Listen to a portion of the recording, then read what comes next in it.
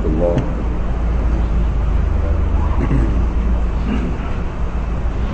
Bismillahirrahmanirrahim. Alhamdulillahirabbil alamin wassalatu wassalamu ala sayyidina Muhammadin wa ala alihi wa sahbihi ajma'in.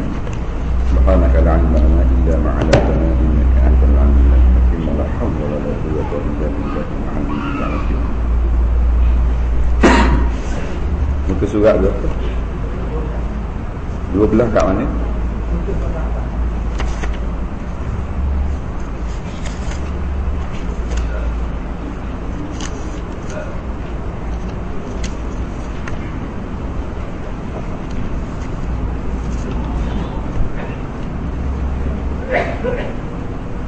Tujuh daripada atas.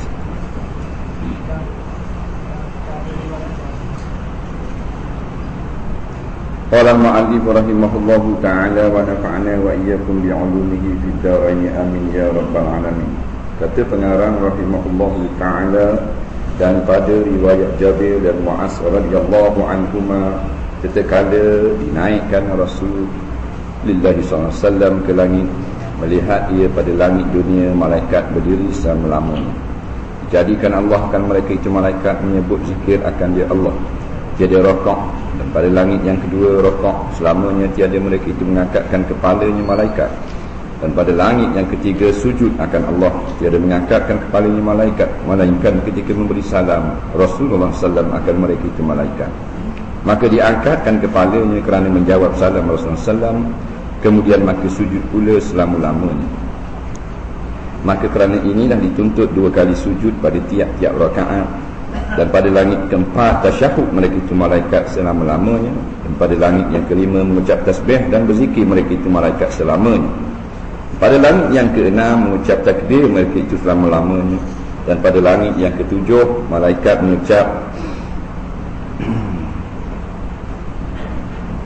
mengucap ya salam, masih dijadikan Allah akan mereka itu. Maka cita hati Rasulullah SAW dan ingin bahawa dijadikan baginya Rasulullah. Demikian segala ibadah malaikat yang dalam langit itu baginya, bagi Rasulullah dan bagi umatnya, umat Rasulullah SAW. Maka telah mengetahui oleh Tuhannya yang Al-Khallaqul Alim akan cita nabinya, serta sudah diketahui pada azalinya dihimpunkan segala ibadah malaikat yang dalam 7 petala langit itu di dalam 2 rakaat sembahyang, kerana memuliakan nabinya dan umatnya.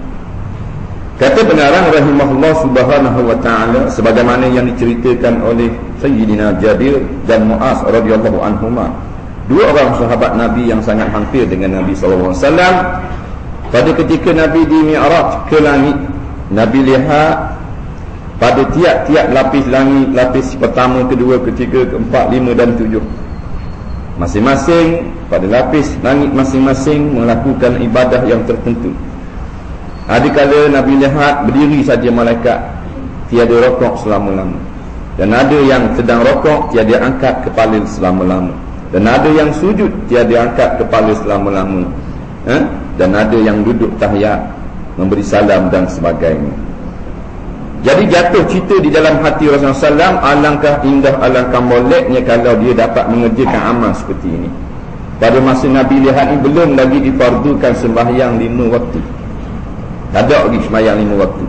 Kita maklumlah sembahyang 5 waktu setelah peristiwa Isra dan Mi'raj. Lepas pada itulah baru ada kewajipan sembahyang 5. Jadi cita-cita ni lintah dalam hati Nabi, moleknya kalau boleh aku amal lagu ni, dengan bacaannya, dengan takbirnya, dengan tahmidnya, dengan tasbihnya. Maka Allah Subhanahu Wa Taala yang Al-Khallaqul Alim, Maha Pencipta, Maha Mengetahui, telah tahu apa yang terlintas di dalam dada Nabi-Nya sallallahu alaihi wasallam.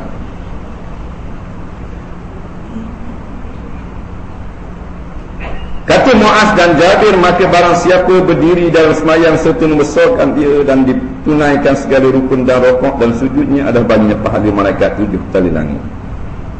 Dan orang yang di dalamnya langit yang segala kejadian Allah Ta'ala. Jadi 2 rakaat yang kita tunaikan mencapai pahala malaikat yang duduk pada 7 lapis langit. Besarnya pahala sembahyang walaupun sembahyang sunat. Ini adalah rahmat Allah dan kemurahan Allah Subhanahu Wa Taala yang bersifat dengan Rahman lagi Rahim ke atas umatnya yang beriman. Kita sepatutnya bersyukur kepada Allah Subhanahu Wa Taala yang telah memberi kepada kita keparduan sembahyang 5 waktu. Kerana dalam 2 rakaat saja dibalas dengan pahala, dengan ganjaran, dengan gaji, bonus, allowance sebanyak mana yang telah dikerjakan oleh para malaikat pada 7 lapis langit. Kerana itulah orang yang tidak mau sembahyang berat sangat dosanya di sisi Allah Subhanahu Wa Taala. Tak boleh jadi saksi nikah kalau tidak sembahyang. Tak boleh jadi saksi nikah. Saksi apa pun tak boleh jadi. Dia fasik, tak layak menjadi saksi. Sebab apa tak layak? Tak sembahyang tak. Dia tak tipu orang. Dia tak khianat duit orang. Dia tak tipu tanah orang. Tak bunuh orang, tak bina, tak kedara harak. Tak. Cuma tak sembahyang, baik dengan orang, jujur, amanah dan sebagainya. Pasal apa tak sembahyang saja, sedangkan tidak pernah mengerjakan jenayah, telah pun tertolak saksi.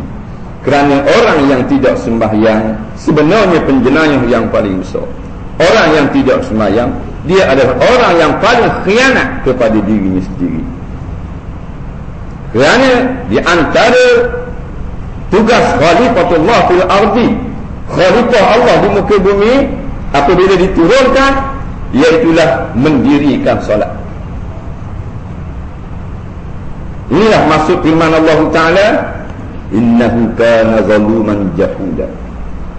Apabila dilentangkan amanah menjadi khalifah Allah di muka bumi, maka telah enggan segala langit, segala bumi, segala bukit daripada memikul amanah yang sangat berat. Wa hamalahal insan, kata Allah, sanggup memikul amanah itu oleh manusia.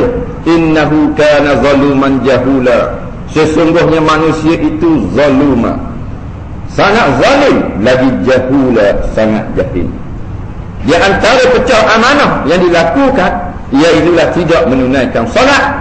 Kerana tidak mau solat artinya tidak mau tunduk kepada Allah yang telah menciptakan dia. Kerana dalam solat itu ada rasa tunduk, iaitu rendah diri kepada Allah Subhanahu Wa Taala. Maka orang yang tidak mau solat, dia tak mau tunduk kepada Allah. Lebih hina daripada iblis. Iblis engkar kepada Allah bukan kerana tak mau sujud kepada Allah. Iblis hanya tak mau sujud kepada Nabi Adam. Kalau disuruh sujud kepada Allah, iblis dah engkar. Iblis hanya tak mau tunduk kepada Nabi Adam AS. Tetapi manusia tak mau tunduk kepada Allah. Maka tidak ada yang lebih jahat daripada mereka yang tak mau tunduk kepada Allah.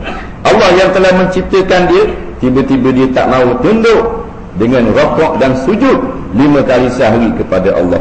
Inilah penjenayah yang sangat berat di sisi Allah Subhanahu Wa Taala. Maka orang yang khianat, orang yang pecah amanah lagu ni, tidak saudianya menjadi saksi. Tak patut jadi saksi, kerana dia pecah amanah. Dia tak jujur, dia sanggup melawan Allah. Kerana orang yang enggan sembahyang adalah musuh Allah, musuh Rasul-Rasul dan musuh orang-orang yang beriman.